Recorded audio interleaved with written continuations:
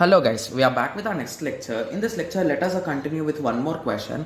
So this question belongs to GATE CSE 2004 guys. Okay, yes. So let us start.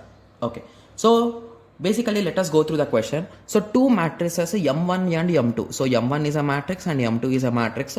Okay, are to be stored in arrays A and B. Okay, so even though they are matrices, they will be stored in arrays only. Yes, exactly.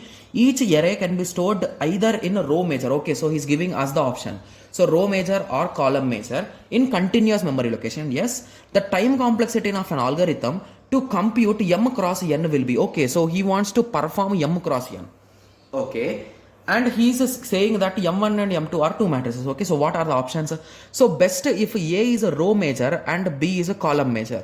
Okay, best if both are row major and both are column major. Okay, and C is independent of storage scheme. So this question you can say that it is a type of theoretical question guys. Okay, just with small understanding you can solve it.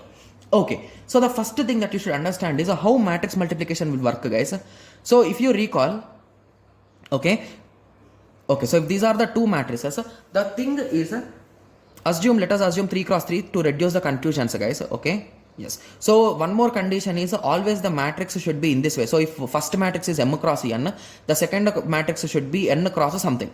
Only then the matrix multiplication is possible. I think everyone knows it, right? The simple concept. Okay, yes. So let us assume that it is a 3 cross 3 matrix. Okay, so if the value here is A, B, C, D, E, F, G, H, I, J, K, L, M, N, O, P, Q, R. Okay, yes. So how row matrix multiplication will be done? So you will multiply this row with this column, right? Yes. Again you will multiply this row with this column, this row with this column. So I'm saying this row, this column you are not getting, right? Yes, few of you. Okay, so let us take a small example. So A into, here what is the letter guys? I, J, right? So AJ plus BM plus CP. So I'm just multiplying this with this, this with this, this with this. I'm adding them. That will be the first element guys. Sorry, the first item in our matrix.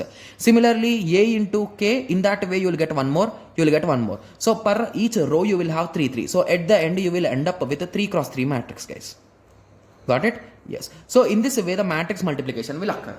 Okay. So what is the question now? So basically he is asking if they are stored in any kind of format, so either row major or column major, which will be better? He's asking. So is it will it depend on it guys? I don't think it will depend on it, because these matrices are already stored in any format, right? So it might be row major or column major. We will directly access the index locations, right? So A of 1 comma 2, okay, into that particular item. So in this way, whenever we are multiplying, so there is no requirement that it should be in a row major or column major or both in row major or both in column major. So that is the reason why you can directly say that it is independent of the scheme guys. So basically any structure you use, the complexity will be the same.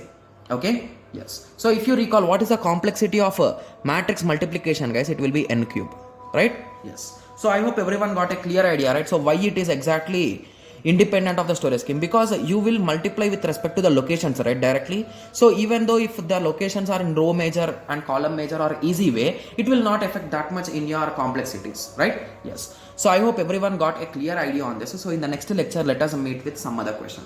Thank you. Thanks for watching. Like, share and subscribe for more awesome videos like this. Thank you.